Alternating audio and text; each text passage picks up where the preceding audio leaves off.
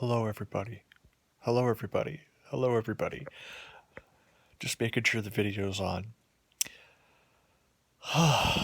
It's funny how laying here in the morning with the lights off, it's not really the morning. It's when I wake up, which is a different time every day. But it's funny how this is the time where I have the most to offer. I wake up, I listen to wise people. On YouTube, I play around, and often something arises that I can give you. Today, I had the thought that my real purpose, and yours, if that's the one you choose, is to go to the edge. My purpose, our purpose, can be to go to the edge and bring back gifts. I love to go exploring in the world, sometimes in the cities, sometimes in the natural world, often in the natural world, but sometimes I'll explore the cities as a performer, as a speaker, as a artist.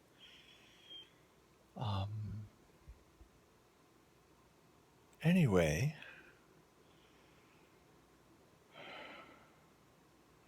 I go to the edge and I bring things back. That could be as simple as going to a beautiful place and taking a video and slapping it up on Facebook to remind people of the wonder of the world, especially in these cold months. I'll go to the river and show people that flowing river with ice and snow all around it and through it, or how the water trickles off the rocks when the ice starts to melt and you can see the little streams flowing out of the mountain, and the ice that almost completely covers it, but you can see the water underneath.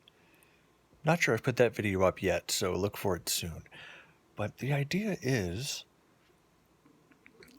I go to the edge and I bring things back. Sometimes I'll take people with me to a beautiful place that I've discovered.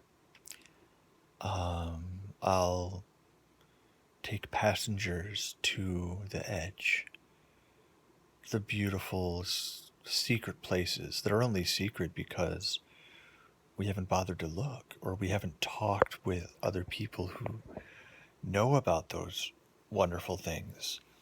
And that's okay. You don't have to go find out where the beautiful places are and check them off a list. Maybe you want to find them for yourself. That's part of the fun of life. Finding them for yourself, showing them to other people, going with other people on adventures to places neither of you have ever been. That's a great pleasure. I say all of this because I am looking for my purpose. I know my purpose deep down, but I want to put it into logical words. I want to explain to myself and others what I bring to this community, to the community of humans and the community of all life here on Earth and everywhere else. We have this need to offer something of value to the world. We're trained that way. Our human communities train us by rewarding us when we do things for the group and punishing us when we do things for ourselves that diminish the group. If we can do something that we enjoy that also benefits the group, then that's the best of both worlds, of course. Someone who enjoys a pleasure at the expense of someone else is not welcome in the group, right? If you enjoy yourself sexually at the expense of someone else, you're not welcome. But if you can enjoy yourself and have the other person enjoy themselves, then you are welcome. If you steal from someone else some food, then you're not welcome. But if you can create food, you're welcome. If you enjoy creating food and it's not a misery for you, if it's a pleasure for you, the process of watching things grow and nurturing plants and animals and creating food for yourself and others, if you enjoy that, then you are very welcome in an agricultural society, which we are. We will eventually rise beyond being agricultural communities.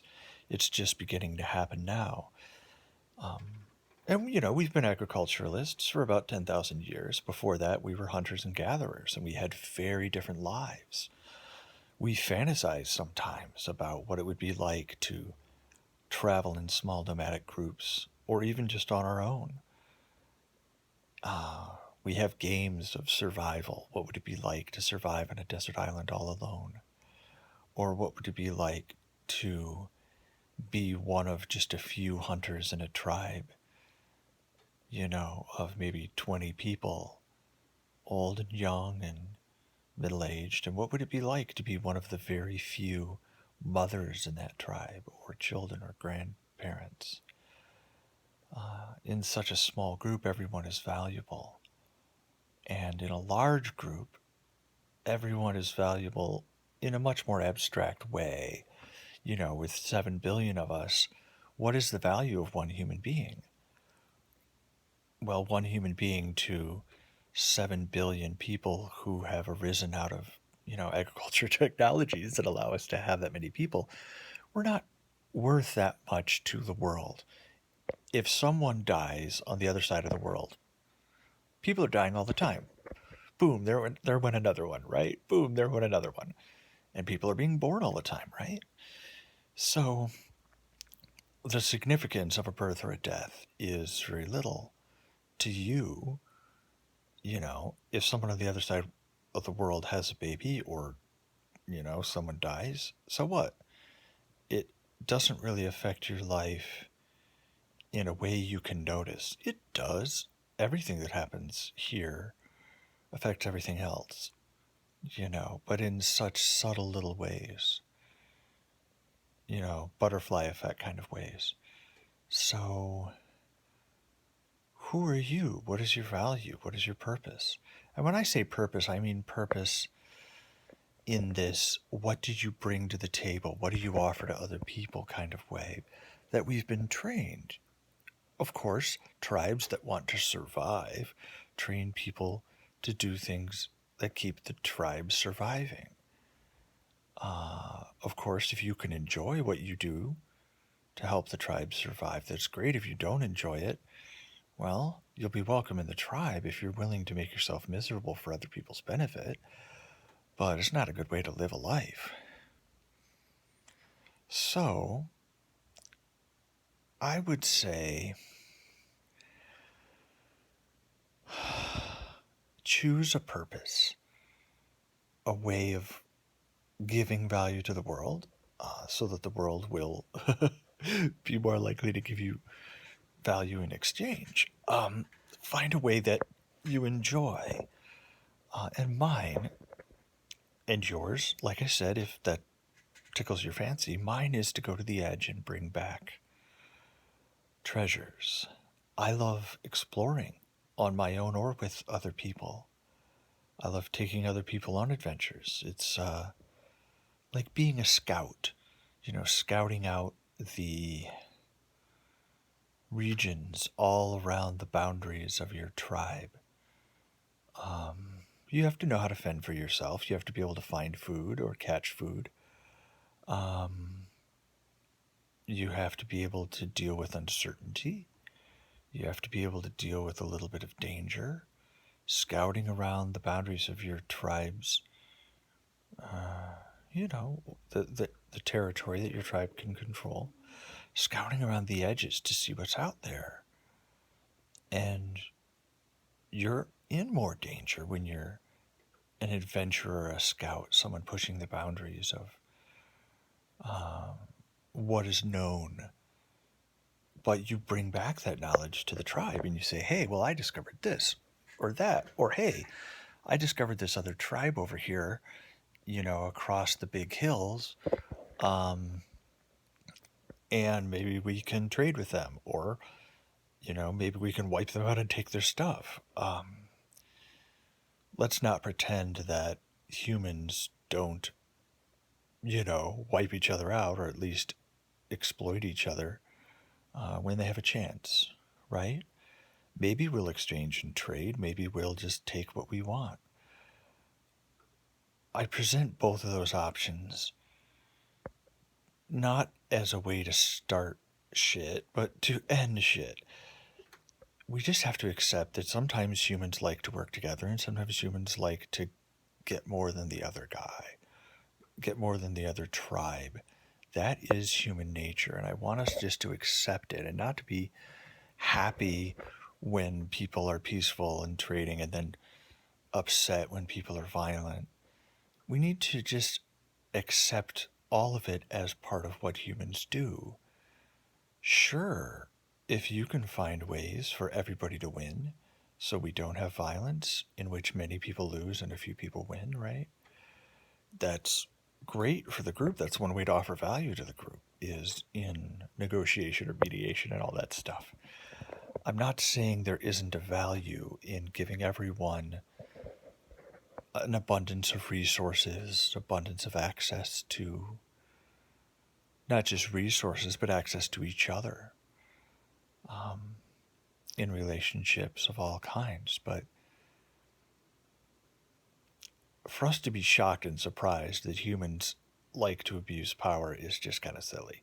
So don't get caught in that trap. I bring that up to release it, to say, scouts can bring back information and people can choose to use it peacefully or violently. Those are the choices that each person has. Like it or not, we live in a world where people can choose how to use their power. You can use it in all different ways, and you individually and you as groups can hurt people, kill people, love people, raise people up, tear people down, bring a release of pain, bring freedom, or restrict each other. People get to make that choice. Every person makes that choice, and groups together make those choices. So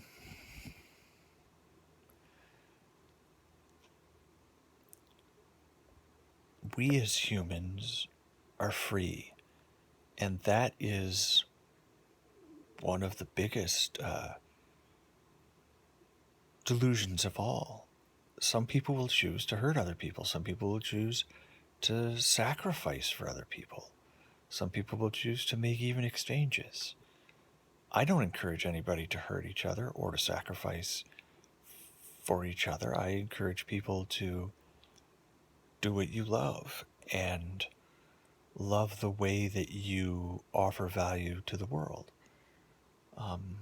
Specialization is something that's certainly grown out of, our agricultural societies. We still have a lot of, agricultural and industrial workers, but more and more we're phasing out of that. We're going to program computers and robots and what have you to do all of the work that's easy to program.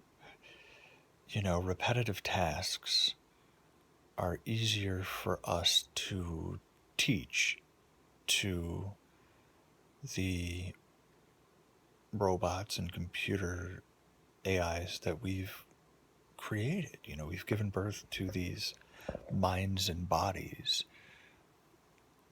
somewhat like our own, but without the desire, at least so far, without the desire to be free and create and enjoy. We don't know that machines have any kind of emotion.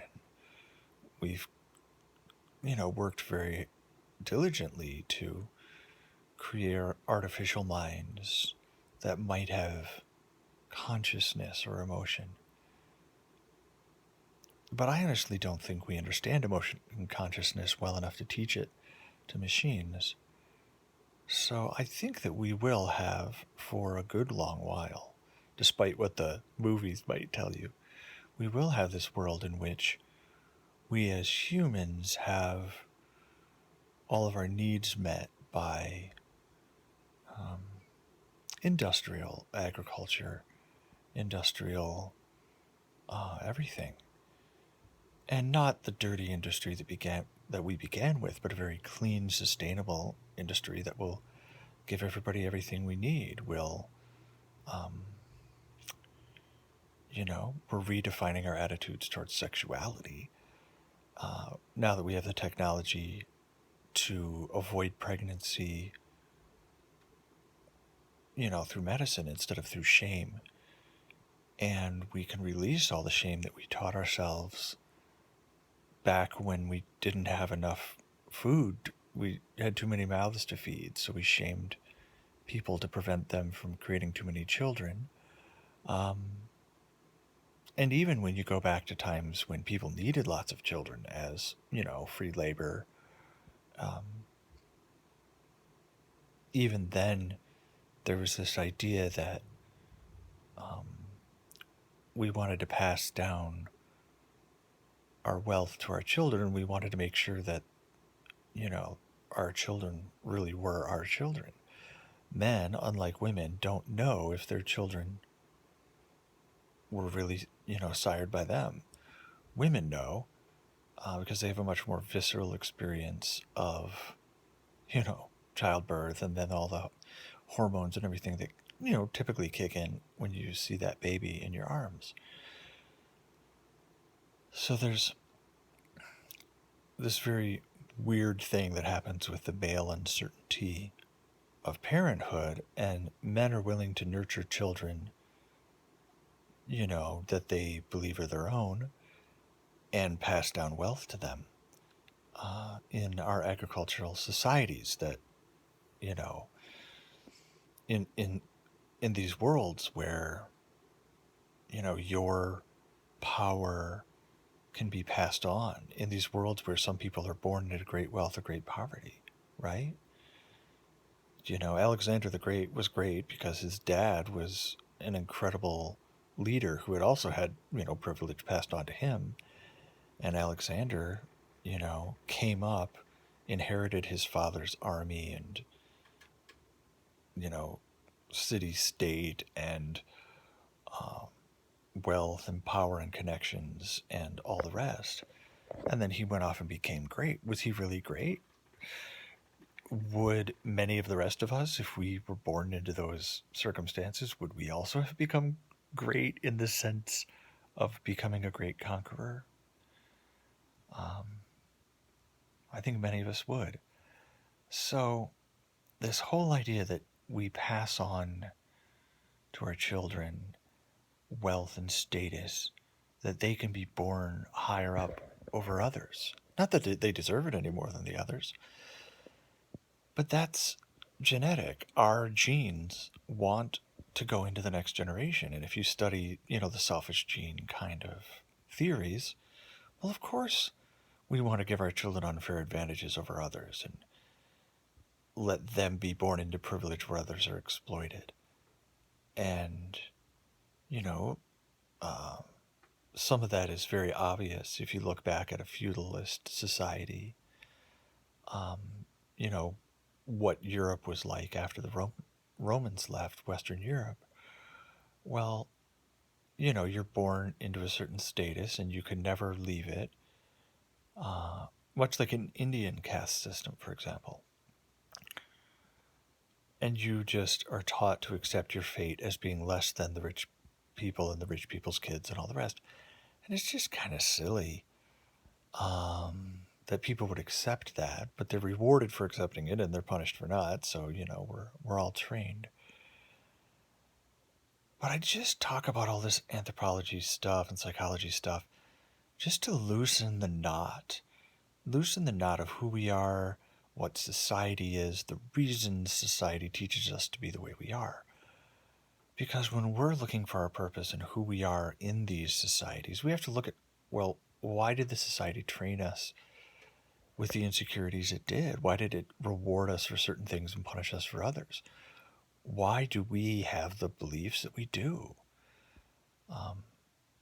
When we transitioned from small tribes trying to stay alive, a lot of women die in childbirth, a lot of children die young.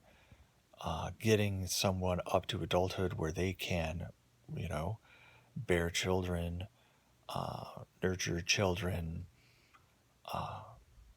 hunt and gather. Well, adults are very valuable. Just making it to adulthood is a big deal.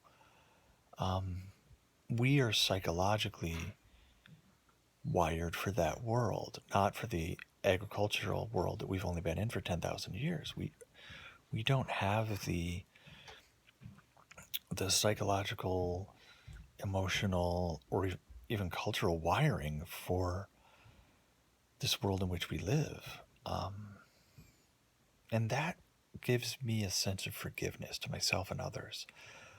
That, that person who's super violent, likes to hurt people, yeah, they might not be super welcome in a tribe, but they could still offer value. They could still, be useful in fighting or in hunting.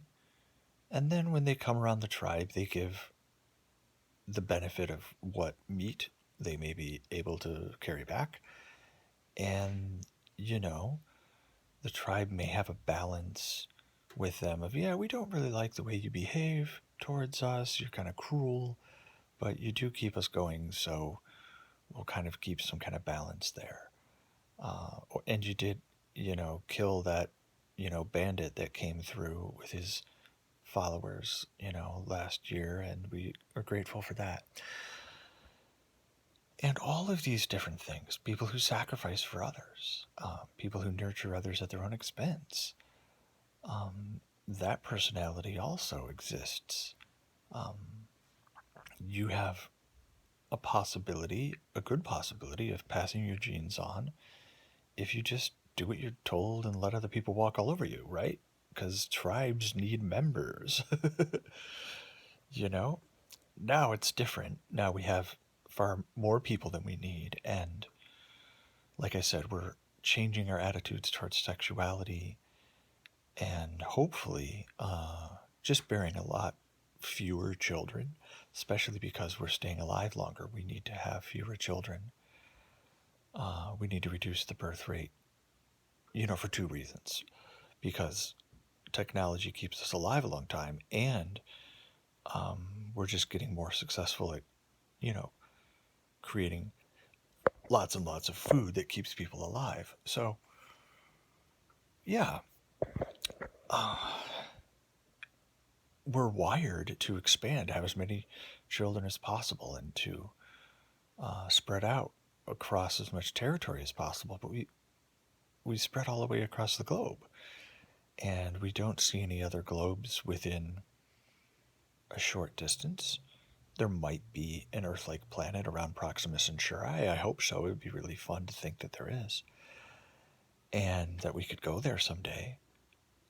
But ultimately, you spread all over that one, and then what? At some point, we have to live at harmony with our world. We have to have the right number of people that this world can support long term. In the short term, we can support 7 billion, but can we do that forever? Probably not. We'll probably drown in our own wastes. So, we'll get there. We're developing technologies of sustainability at a remarkable pace. I didn't think I'd see as much wind and solar power as I've seen in my lifetime. And, we're getting there very quickly. So, I have great hope for the human species, but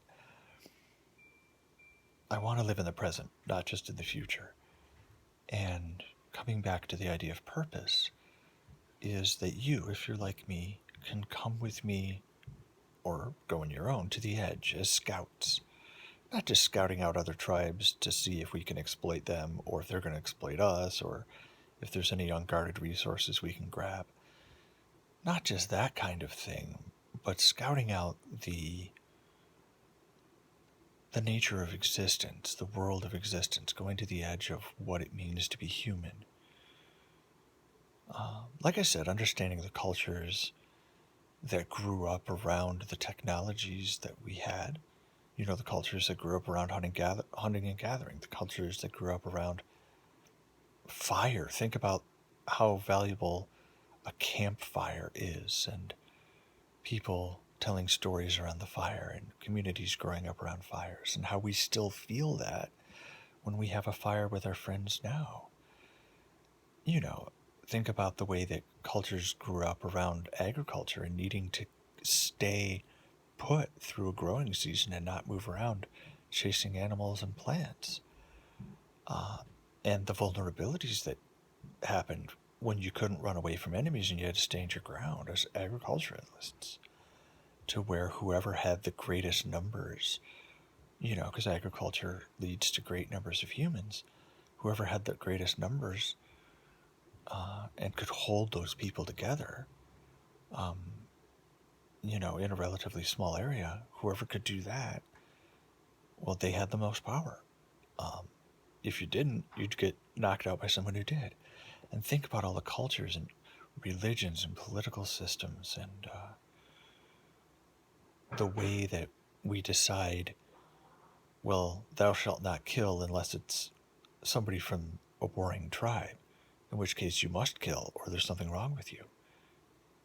You know, it's treasonous not to kill people who are at war with your tribe, but it's also, you know, a terrible crime to kill within your group. And we've come up with very complicated systems for dealing with that.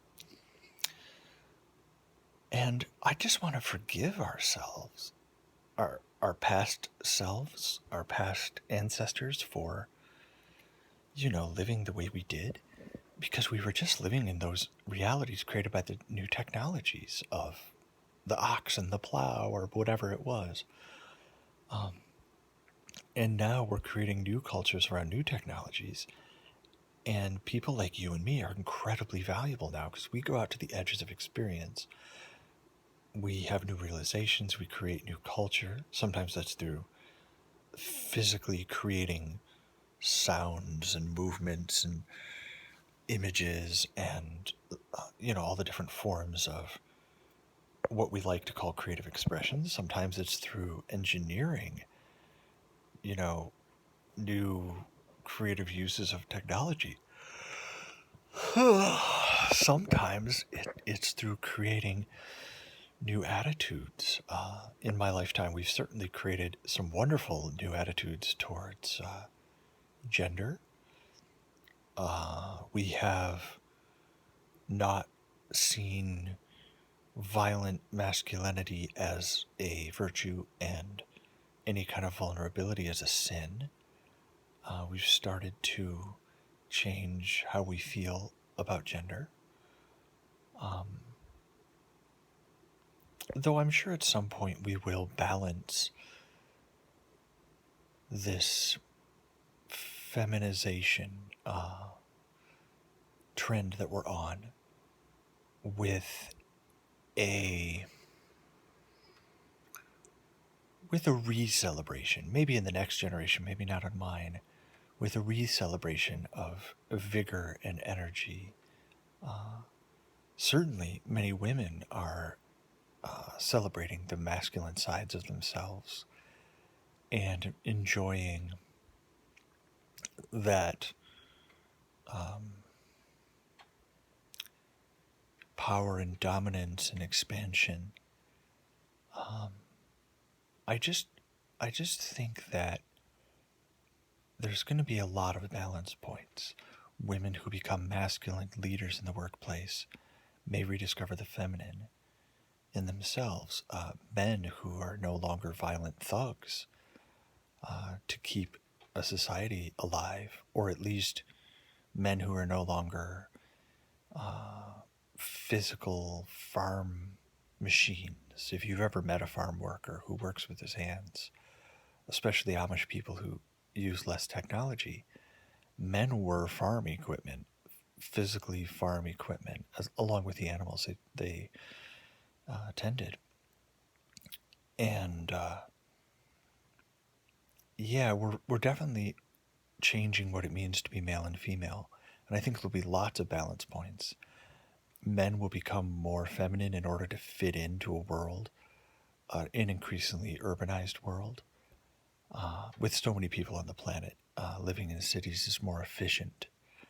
And a lot of scientists talk about the trends towards urbanization. Especially as we have farm equipment, we don't need so many people spread across the land to create food. But we do need them in industrial centers to work together on all kinds of engineering projects. So, yeah, we're going to change what it means to be male and female over and over again and balance it out. There's going to be a world where, and it's already starting to happen. I've seen it happen even in the generation before mine, where women become masculine and they have, jobs, and they have power in those jobs, and they have status, and they have all of this masculine energy in them, and then they want a relationship with a man, but that man isn't gay and he's not attracted to masculine energy. So the women are discovering how to be feminine in relationships with straight men and how to be masculine in other parts of their lives. And we're blending and choosing. Don't get me wrong, some women want to be masculine in their romantic relationships and very passive in following along in their job in a position that's not authority. It's just really putting everything up for grabs, gender-wise, and letting everyone choose, which is incredible. It's so great that we're doing that now. And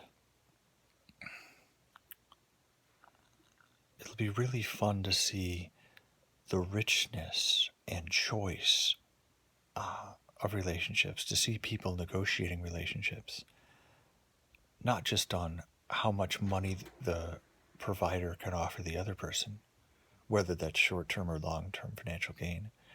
That's really what a lot of it's been based on. But instead, on the experience people can provide each other, instead of money. In a world where everybody has all the money they need, what do you provide? Is someone looking for a masculine or a feminine energy or attitude from you?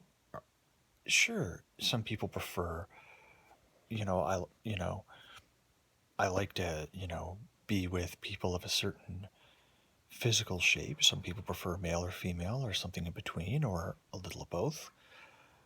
There's all those preferences for physical bodies, but we also have preferences for attitudes.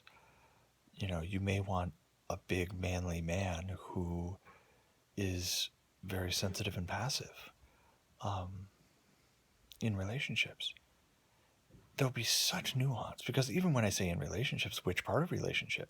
The part of the relationship where you go out, socially, the part where you stay home and enjoy each other's company, the part where you're in physical intimacy. What about emotional or spiritual intimacy? Every area of the relationship, you can choose, who's going to be in charge or who's going to be passive, or are you going to split those duties? Are you going to take turns? Are you going to balance them so no one's in charge?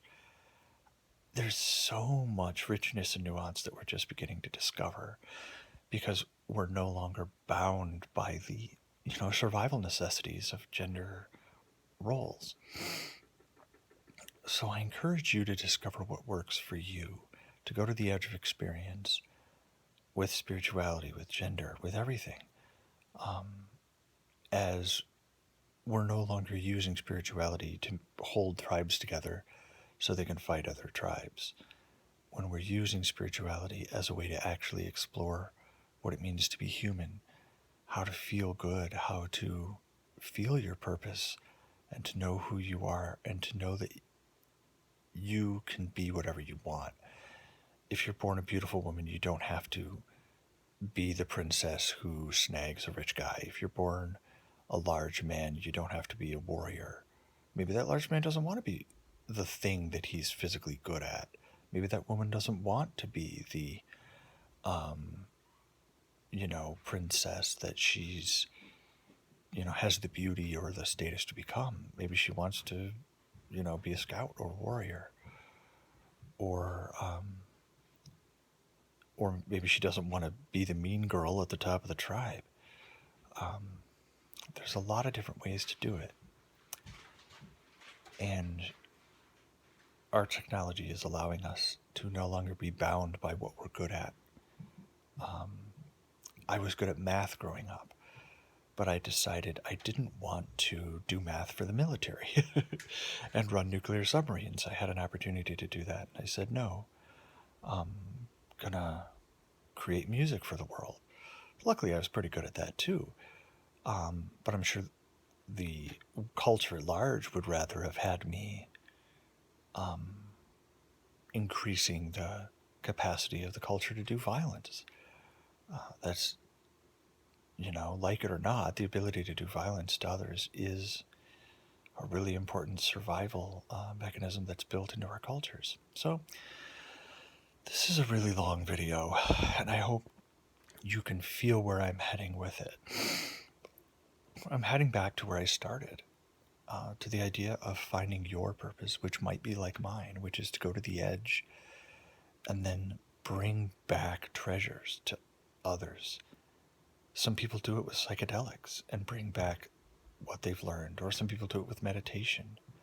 I certainly do it with one-on-one meditation, where you can use your connection with another person to focus yourself into deeper meditation than you might be able to do on your own.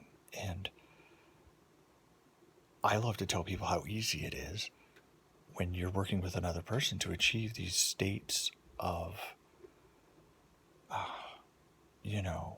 very, very rare and beautiful Satori glimpses of enlightenment. I love to help people understand that religion isn't a top-down thing, and it isn't some sitting on a mountain by yourself thing. It can be a with someone you love thing.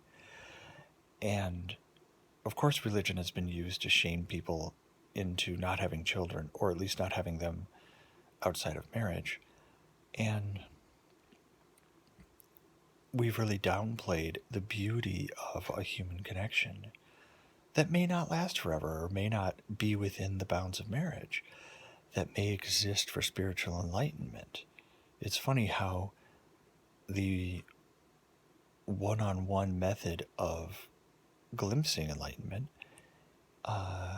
which is incredibly easy and fun, because you get to experience love, and you often get to experience affection, and in some cases even quite heavy and extreme sexual experiences, as well as affection and bonding. You get to feel all those things and glimpse heaven. And you may do that with a lot of people, or you may just do it with one person throughout life. You get to choose. And I think because of the extreme freedom and the idea of people coming together for the thrill of all the pleasure, but people also coming together for a spiritual awakening and growth that comes through that, not just transcends it, but comes through that and beyond that. I mean, if you had to pick a spiritual path, do you want to pick the doing what you're told spiritual path? Following ritual spiritual path?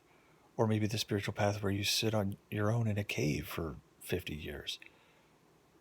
Or do you want to pick the spiritual path of having pleasurable sexual experiences with whoever you feel like having sex with today, or tonight, or this week, or this month?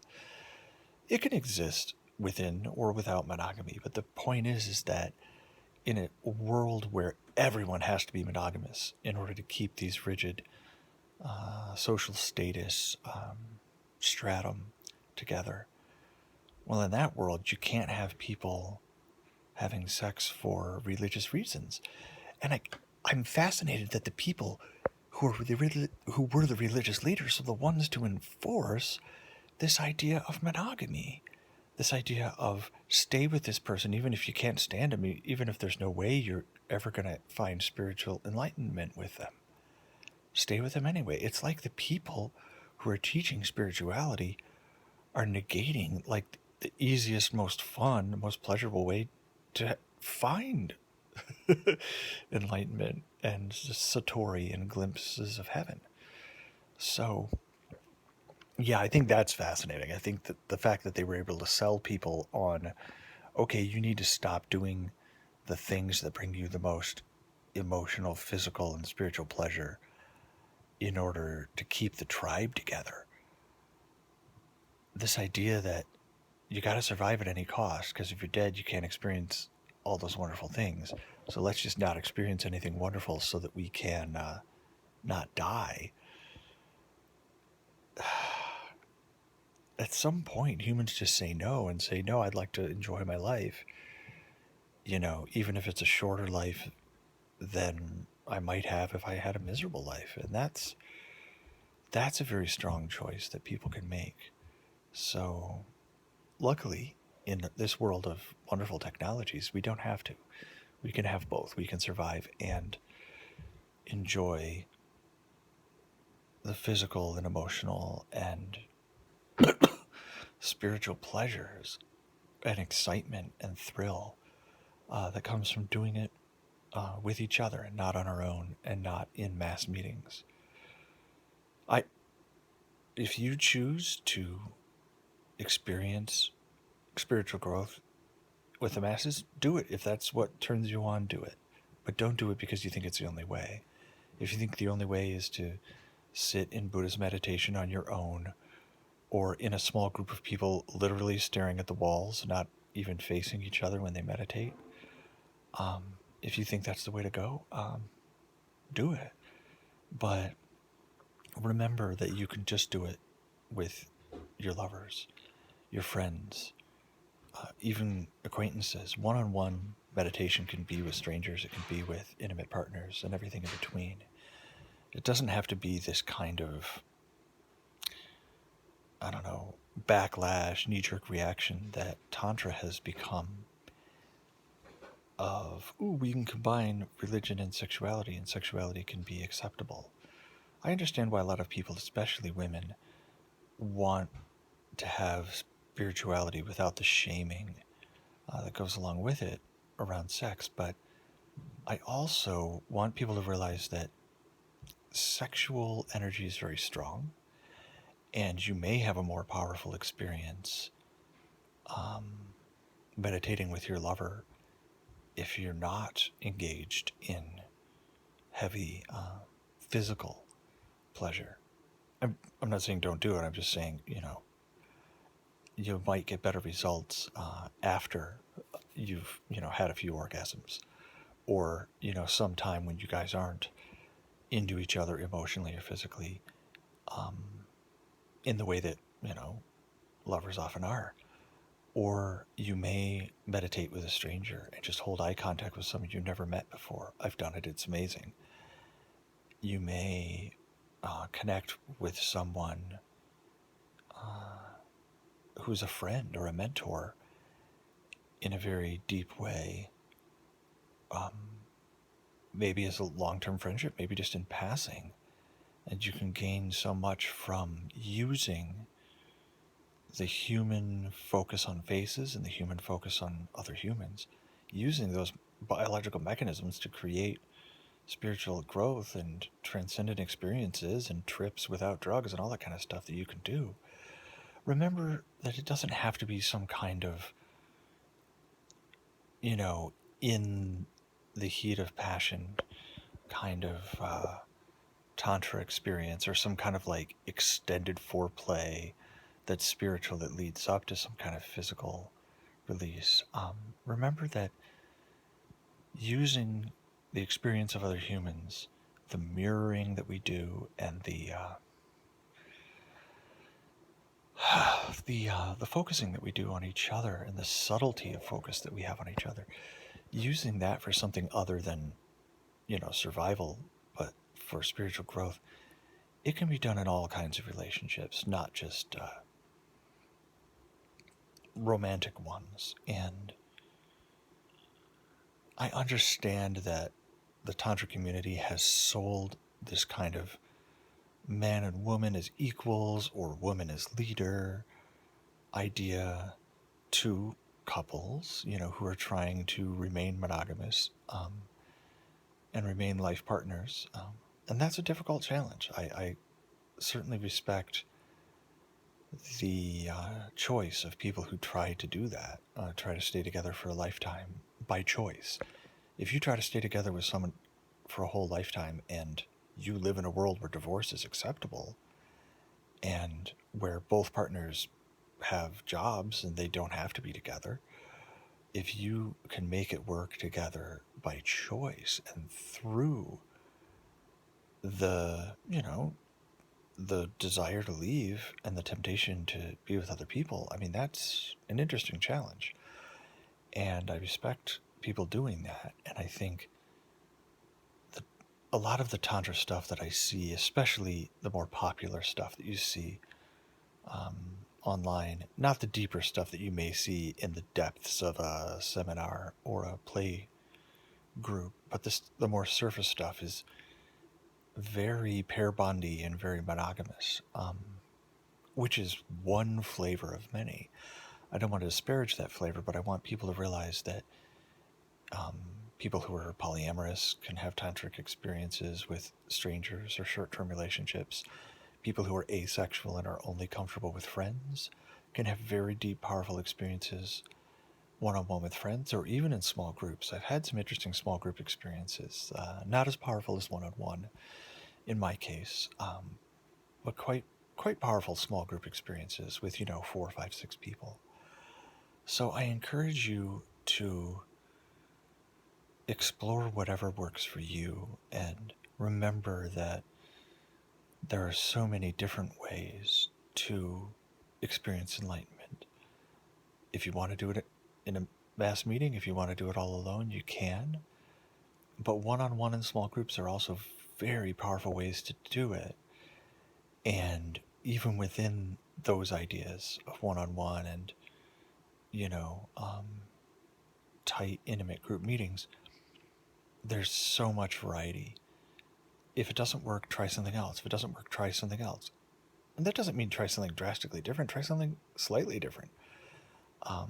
If it felt good, but it could feel better, try something slightly different. And really explore the nature of human experience. Because in a few hundred years, when all of our needs are met through matter energy conversion and, robots doing all the stuff we don't want to do, we will have to grapple as individual consciousnesses and communities and our global consciousness with what does it mean to be conscious, and now what? Now that we have all our needs met, survival-wise, now that we aren't forced into restrictive roles based on, our DNA, our biology, and our social status that we were born with, what do you want to do? What do we want to do as a group and as individuals? Not having our purpose shaped by, well, this is the only way to survive, but choosing what we want to do with our lives. That is going to be a big deal. It's going to be fascinating how many different choices we make as individuals and the large general abstract choices that we make as a group. So anyway, that's it for now. If you have a purpose like I do of going to the edge and coming back and bringing value back to the world, of having hard to understand massive life-changing experiences and then bringing them back to the world and helping other people understand them and bridging that gap between the center of the group and the boundaries. If you're like that, please connect with me. There's all kinds of ways that we can strengthen each other as adventurers and scouts and psychonauts. And all the rest. So I love you very much. We'll talk soon. Bye bye.